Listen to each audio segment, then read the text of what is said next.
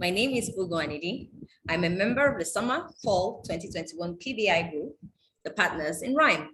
My presentation is titled, Recreating Igbo Folktales in Contemporary Picture Books. It explores the core concepts of Igbo folktales and how these folktales might be recreated in contemporary picture books. Igbo folktales are dying. I'm Igbo. The Igbos are an ethnic group in southeastern Nigeria. Nigeria is one of the biggest countries in Africa. The Igbos are a tribe of storytellers. For us, folk tales are traditional stories which embody our ethos. They are an integral part of our lives. Usually, these folk tales are told by moonlight on starry nights around warm, glowing fires by elders, old men and women, to adults and children alike. Igbo folk tales educate and entertain. Above all, they preserve the culture of my people.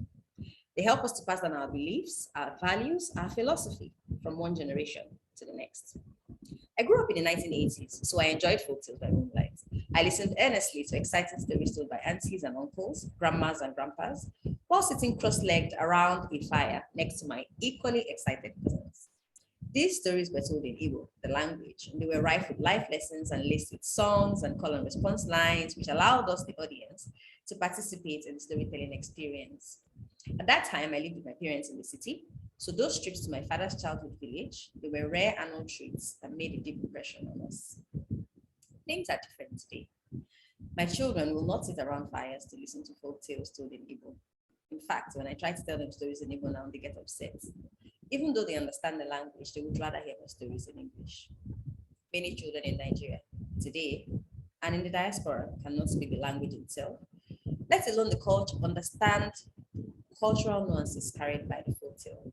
In addition to this, many parents in my generation are too busy to tell stories. So, Igbo folktales are dying.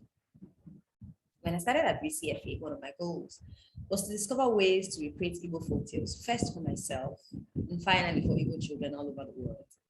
At first, it seemed impossible until I stumbled across the picture book, Thank You, Omo, by Oge Mora, a Nigerian American of Igbo descent. Reading that book brought me to the premise of this paper. Igbo folktales can be preserved and immortalized by retelling them in contemporary picture books. The question became, how? To determine the answer to this question, I read far and wide, but especially noteworthy sources were the 2001 VCFA critical thesis by Wendy Herroman titled The Issue of Authenticity in Children's Literature as it relates to folktales. How should the story be told? An article by Nigerian writers Iwata, Oyebade, and Ongu, in which they discuss the generic structure of Nigerian folktales. These two papers helped me realize that once the basic components of a folktale are present and some measure of creative independence is allowed the reteller to ensure that she creates a story with which she has a personal connection, then it is possible to write a culturally authentic folktale retelling, thereby ensuring the preservation of endangered oral folktales. So then this brings us to two basic questions. What are the essential components of Igbo folktales, and how might these be incorporated into present-day picture books? To analyze these questions, I studied these picture books, 4 of them, Saturdays and Thank You, Omo by Oge Mora, and The Gruffalo and Room on a Broom by Julia Donaldson. For this presentation, I'll be looking at Thank You, Omo and The Gruffalo. So back to the essential components of Igbo folktales. Irrespective of the type and purpose of the folktale, the 4 essential components of all Igbo folktales are the structure, the characters, the refrain, and the moral lesson. So let's begin with the structure. Most Igbo folktales follow a particular 4-part structure. There is first a beginning, which introduces the characters or character and the setting. Then there is the conflicting action, which introduces the inciting incident and the actions the character takes to either solve his problem or achieve his goal. And then these actions taken by the character usually follow a set pattern occurring in sets of 2s, 3s, 4s, or 7s. After the conflicting action is the resolution and the end, and afterwards the moral lesson. In Thank You, Omo by Oge Mora, we observe the basic structure of an Igbo folktale in a contemporary picture book. In the story, Omo, an elderly lady, is convinced that the new pot of thick red stew she has just made will be the best dinner she has ever had. But she shares it with neighbors until she has nothing left. In the beginning of the story, see image A, Mora introduces us to Omo and her newly made pot of thick red stew. Then the aroma of the stew wafts out of her window. This is the inciting incident. See image B. Then passers-by come calling to taste the stew. Mora describes 3 visits, that of a boy, a police officer, and a hot dog vendor.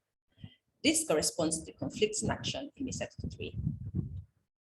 Omu then shares her stew with them and some other additional characters until the pot is empty and she has nothing left to eat.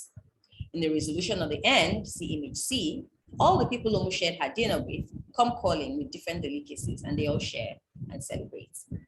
Then comes the implied moral lesson in the final pages. See image C again. Sharing is caring. Sharing creates joy and community. One good turn deserves another. With this book, Mora proves that it is indeed possible to recreate the essential components of the structure of the Igbo folk tale in a modern-day picture book.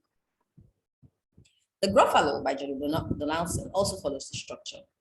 This picture book features a quick-thinking mouse that avoids being eaten by 4 hungry predators: fox, owl, snake, and the Gruffalo. The beginning introduces us to the story's main character, the mouse, as well as the setting, the woods. The inciting incident occurs when the fox sees the mouse and wants to eat him for lunch. The mouse scares the fox away by telling him that he's on his way to lunch with the Gruffalo, who has a liking for roasted fox.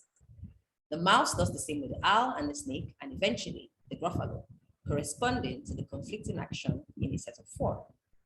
In the resolution at the end, the wood is quiet and the mouse sits down to have his lunch. He's safe. Again, this end points to an implied moral lesson. It pays to be quick-witted. Characters are the second component of Igbo folktales. These folktales feature one of 3 different types of characters: humans, spirits, or animals.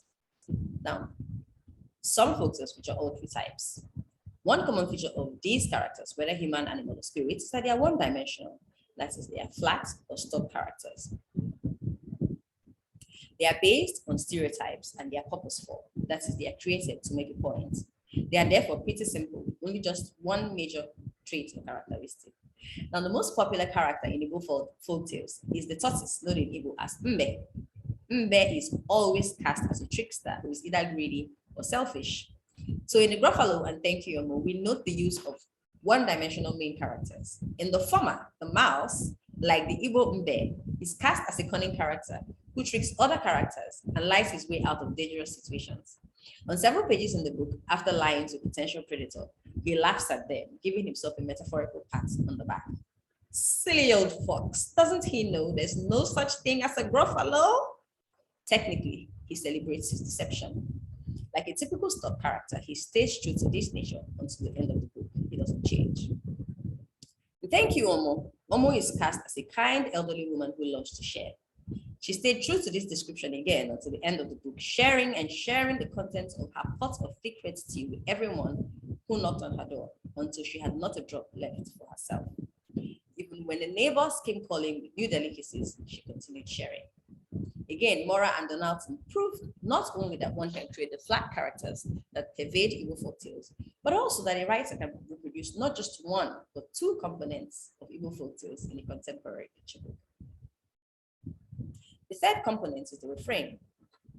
Refrains are an essential part of Igbo folktales. They add spice and energy.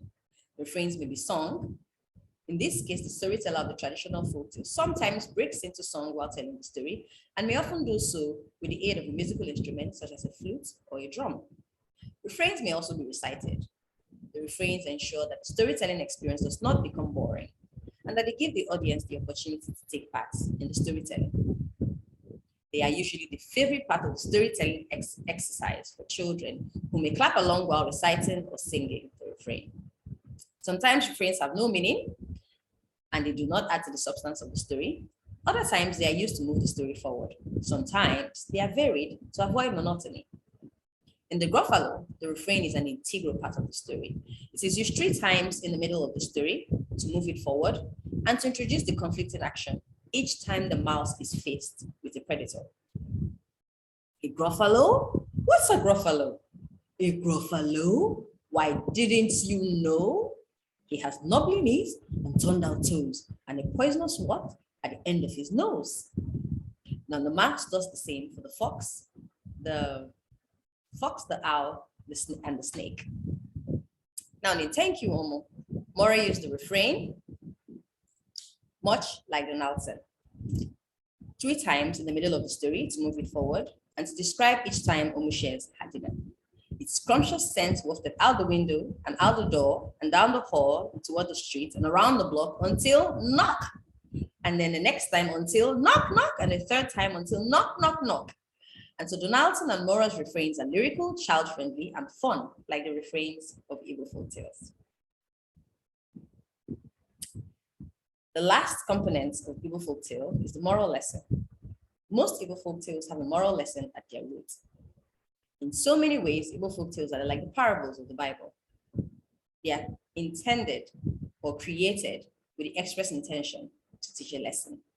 Most popular lessons revolve around the benefits of good behavior and the consequences of bad behavior. Sometimes the lessons are expressly stated, other times they are implied. In Mora's Thank You, Omo, the moral lessons are clear, though not expressly stated. One good turn deserves another. Sharing is good, sharing is caring. At the end of the book, all the people Omo shared her dinner with returned to her home bearing gifts, different types of delicacies. This new dinner is the best she's ever had. Mora shows us that even though Omo originally thinks that her pot of stew will be the best dinner she has ever had, sharing the new dinner with the people she helped earlier turns out to be even better. Donaldson highlights a different lesson it pays to be quick-witted in the Gruffalo. Mouse's quick wits help him to avoid being eaten by predators. In summary, Mora and Donaldson have proven that contemporary picture books can include the 4 essential components of the Igbo folktale. For me, their books are great meta texts for writing stories that were formerly told orally to an audience. They played a pivotal role as I wrote Chiliki and the Sea Spirit, a folktale I heard as a child. Though the orally told Igbo folktale may be dying, I know now, thanks to writers like Mora and Donaldson, how to save those stories that are dear to my heart. Perhaps they may also help you retell the stories that are important to you as well. So I leave you with one question. What are the stories they hold dear? Thank you so much for listening to my lecture.